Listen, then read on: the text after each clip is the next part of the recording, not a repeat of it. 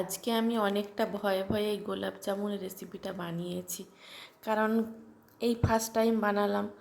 এর আগে কোনো দিন বানাইনি, তাই ভাবলাম যে কতটাই পারফেক্ট হবে সেটাই ভাবার বিষয়। কিন্তু দেখলাম বানানোর পরে কি এতটা পারফেক্ট হয়েছে আমি জাস্ট ভাবতে পারিনি। আর টেস্টটাও এতটাই সুন্দর হয়েছিল যে কি বলবো। এইভাবে যদি আপনারা একবার বাড়িতে ট্রাই করে দেখেন তাহলে কিন্তু আমি কথা দিচ্ছি গোলাপ জামুন খেতে কিন্তু অসাধারণ হবে। এই গোলাপ জামুন বানানোর জন্য খুব একটা বেশি উপকরণের প্রয়োজন পড়ে না। সামান্য কিছু উপকরণ দিলেই, বাড়িতে থাকা যে সামান্য কিছু উপকরণ তাকে দিয়েই কিন্তু এই মিষ্টি রেসিপিটা তৈরি করা যায়। তো আমি কিভাবে তৈরি করলাম তা আপনাদের দিকে করে দেখাচ্ছি। আমার এই রেসিপিটা যদি আপনাদের ভালো লেগে থাকে তাহলে আমার ইউটিউব চ্যানেলটি সাবস্ক্রাইব করে নেবেন, আর ফেসবুক পেজ থেকে দেখলে পেজটি ফলো করে নেওয়ার অনুরোধ রইল। তাহলে শুরু করা যাক। আমি এখানে প্রায় 100 গ্রাম মতো ছানা নিয়েছি। ছানাটা আপনাদের নিজেদের পছন্দ অনুযায়ী বাড়িয়ে কমিয়ে নেবেন। আমার এখানে খুব বেশি ছানা ছিল না, প্রায় 100 গ্রাম মতো ছানা ছিল, তাই আমি ওটাকেই একটু ডলে ডলে একটু মসৃণ করে নিচ্ছি। এইভাবে ডলে ডলে মসৃণ করে নিতে হবে, খুব বেশি ডলা যাবে না। একটু মসৃণ হয়ে গেলেই তখনই ভাবেন কি হয়ে গেছে।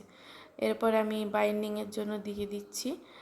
যেহেতু আমার ছানার পরিমাণটা খুবই অল্প ছিল, তাই আমি খুব আপনাদের যদি ছানার পরিমাণটা বেশি থাকে তাহলে এই যে উপকরণগুলো দিচ্ছি এই উপকরণগুলো আপনারা একটু বাড়িয়ে কমিয়ে নেবেন। 100 গ্রাম ছানার জন্য আমি দিলাম প্রায় 1.5 চামচ মতো ময়দা, আর দিয়ে দিচ্ছি গুঁড়ো দুধ। গুঁড়ো দুধটা এখানে বেশি দিলেও কিন্তু খুব একটা ক্ষতি নেই। আমি এখানে প্রায় 3 চামচ মতো গুঁড়ো দুধ দিয়েছি। আপনারা চাইলে গুঁড়ো দুধের পরিমাণটা আরও একটু বেশিও দিতে পারেন। আর সুজি দিয়ে দিচ্ছি চা চামচের 3 ভাগের 1 ভাগ।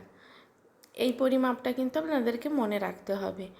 আর দিয়ে দিলাম বেকিং সোডা, খুবই অল্প, এক পিঞ্চ মতো বেকিং সোডা দিলাম। আর বেকিং পাউডার দিয়ে দিলাম ওই চা চামচের 4 ভাগের 1 ভাগ মতো। দিয়ে সব উপকরণগুলো ভালোভাবে মিশিয়ে নিতে হবে। এই সময় যদি আপনারা ভাবেন যে এই যে ডোটা মাখা হচ্ছে, ডোটা যদি আপনাদেরকে শক্ত মনে হয় তাহলে কিন্তু অল্প একটু দুধ দিয়ে ডোটা একটু নরম করে নিতে পারেন। মেখে দেখার পর আপনারা যদি বুঝতে পারেন যে ডোটা শক্ত হয়ে গেছে তাহলে কিন্তু দুধটা দেবেন, না হলে কিন্তু দেওয়ার প্রয়োজন নেই। এইভাবে আমি মাখাটা হয়ে গেছে, রেস্টে রেখে দেবো 10 মিনিট মতো। ততক্ষণে কড়াইতে দিয়ে দিচ্ছি 1 কাপ, ওই যে চায়ের কাপগুলো মেপে, চায়ের কাপ মেপে আমি 1 কাপ মতো চিনি দিয়ে দিলাম। 1 কাপ কিন্তু ভরেও দেইনি চিনিটা, একটু অল্প একটু কম দেওয়া ছিল। আর ওই কাপ মেপেই আমি 2 কাপ মতো জল দিয়ে দিলাম, মানে যতটা চিনি ঠিক তার ডবল জল দিয়ে দিতে হবে। এখানে কিন্তু একতার দুতারের কোনো ব্যাপার থাকবে না, যে চিনির শিরাটা বানাবো এতে কিন্তু একতার দুতারের কোনো ব্যাপার থাকবে না। চিনির শিরাটা কিন্তু একটু পাতলাই রাখতে হবে, নাহলে কিন্তু চিনির শিরাটা ওই মিষ্টির মধ্যে ভেতর পর্যন্ত সোপ করবে না যদি একটু ঘন থাকে। দিয়ে দিলাম 3-4টে এলাচ থেতো করে, আর দিয়ে দিলাম কেশর।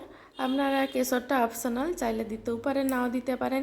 এখানে কিন্তু অনেকেই এই সময় এই চিনি শিরার মধ্যে ফুড কালার ব্যবহার করেন, অরেঞ্জ যে ফুড কালার এটা ব্যবহার করেন, তাহলে কিন্তু মিষ্টির কালারটা আরও সুন্দর আসে। আমার কাছে কোনো রকম ফুড কালার ছিল না, যেহেতু বাড়িতেই বানাবো আর বাড়িতেই খাবো, তাই কোনো রকম ফুড কালার আমি দিলাম না। চিনির শিরাটা ভালোভাবে ফুটে উঠেছে, চিনিটা ভালোভাবে গলেও গেছে। আমি এই সময় একটা পাত্রে ঢেলে রেখে ওটা ঠান্ডা, মানে ঢাকা দিয়ে রাখবো যাতে না খুব একটা ঠান্ডা হয়। আর এদিকে 10 মিনিট মতো রেস্টে রাখার পর আর এই ডোটা একদম কিন্তু পারফেক্ট হয়ে গেছে। এরপর আমি কিছু কিছু লেচি কেটে নিয়েছি, আমার প্রায় 6টা মতো লেচি হয়েছে। এইভাবে হাতের সাহায্যে কিন্তু গোল বলের মতো করে নিতে হবে। আপনারা এটা চাইলে আর একটু বড়ও করতে পারেন, আর চাইলে আরও ছোট করতে পারেন, কিন্তু এটা কিন্তু চিনির সিরাপের মধ্যে যখন ডোবানো হবে তখন কিন্তু অনেকটাই ফুলে উঠবে, দ্বিগুণ ফুলে যাবে। যতটা আপনি গোল করবেন তার দ্বিগুণ কিন্তু ফুলে উঠবে। যেহেতু বেকিং পাউডার বেকিং সোডা দেওয়া আছে তাই ভাজার সময়ও কিন্তু অনেকটা পরিমাণে ফুলে যাবে।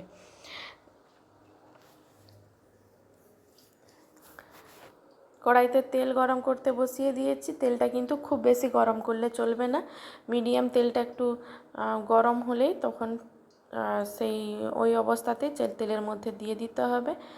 আর এই সময় গ্যাসের ফ্লেমটা মিডিয়ামে রেখে ভেজে নিতে হবে।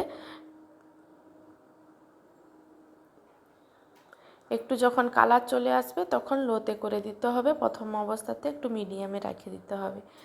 আর এইভাবে খুন্তির সাহায্যে তেলটা উপরের দিকে একটু ছড়িয়ে ছড়িয়ে দিতে হবে, তাহলে কিন্তু বল মানে মিষ্টির যে বলগুলো তৈরি করেছিলাম এগুলো কিন্তু পারফেক্টভাবে ফুলে উঠবে। আমি ঠিক যেইভাবে তেলটা উপরে উপরে দিয়ে দিচ্ছি ওইভাবে কিন্তু দিয়ে দেবেন। আমি এখানে গ্যাসের ফ্লেমটা একটু বেশি বাড়িয়ে দিয়েছিলাম, তাই জন্য নিচের দিকে একটু লালচে রং চলে এসেছে। তো এটা যদি আপনারা কালো জাম বানাতে চান, এইভাবে যদি বানান তাহলে কিন্তু এই রকমই কালার করে আপনাদেরকে ভেজে নিতে হবে। তো যাই হোক, আমি উল্টে পাল্টে ভালোভাবে লাল লাল করে মিষ্টির বলগুলো ভেজে নিচ্ছি। সব দিকে কালারগুলো যেন সমানভাবে থাকে সেইভাবে আমি মিষ্টির বলগুলো ভেজে নিচ্ছি। দেখুন মিষ্টিগুলো প্রায় আমার ভাজা কমপ্লিট হয়ে গেছে, কালারটা খুব সুন্দর কিন্তু এসেছে। এই সময় গ্যাসের ফ্লেমটা বন্ধ করে মিষ্টিগুলো আমি তুলে নিচ্ছি একটি পাত্রে। আর ওই যে চিনি শিরাটা বানিয়ে রেখেছিলাম ওটা কিন্তু এখনও বেশ ভালোই গরম আছে, ওই গরম অবস্থাতেই আমি মিষ্টিগুলো দিয়ে দিচ্ছি। দিয়ে আধ ঘন্টা মতো ঢাকা দিয়ে রেখে দেবো রেস্টে। আধ ঘন্টা পরে কিন্তু বলগুলো ফুলে দ্বিগুণ হয়ে যাবে, মিষ্টিগুলো ফুলে। তো আমি ঢাকা দিয়ে রেখে আপনাদেরকে আধ ঘন্টা পর দেখিয়ে দিচ্ছি যে মিষ্টিগুলো কীভাবে ফুলে উঠেছে। আপনারা বাড়িতে এইভাবে একবার ট্রাই করে দেখতে পারেন, খুবই সহজ। যেহেতু আমি প্রথমবার বানালাম, এরপর যদি আমি বানাই তাহলে আমি আশা করছি এর থেকেও আরও ভালো পারফেক্টভাবে বানাতে পারবো। এটাই খেতে এতটা সুন্দর টেস্টি হয়েছিল যে আমার বাড়িতে আমার মেয়ে কিংবা আমার হাজব্যান্ড খেয়ে বলেছিল যে খুবই সুন্দর হয়েছে, এইভাবে আবার বানাতে।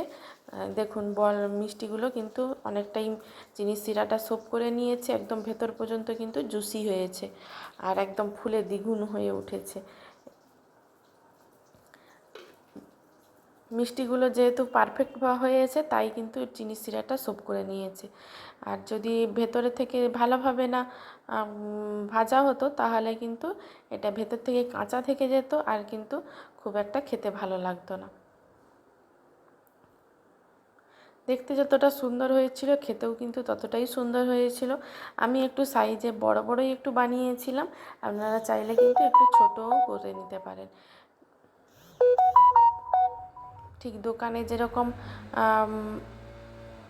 গোলাপ জামুন খেতে লাগে কোনো অংশে কিন্তু টেস্টের দিক থেকে সেই রকমই লেগেছিল, কোনো রকম কিন্তু মানে কোনো কম ছিল না। আমি একটা মিষ্টি আপনাদেরকে কেটে দেখিয়ে দিচ্ছি, দেখুন কতটা নরম, একদম তুলোর মতো নরম হয়েছে আর একবারে ভেতর পর্যন্ত কিন্তু রসে একদম টইটুম্বুর হয়ে গেছে। দেখুন একেবারে কিন্তু জালিদার, একবারে নরম, দেখুন কতটা রস ভেতর পর্যন্ত সোপ করেছে। এতটাই নরম হয়েছিল খেতে আর এতটাই টেস্টি হয়েছিল আর কি বলবো। এইভাবে আপনারা একবার হলেও বাড়িতে ট্রাই করে দেখবেন। আজকের মতো এই রেসিপিটা শেষ করলাম। সবাই ভালো থাকবেন, সুস্থ থাকবেন।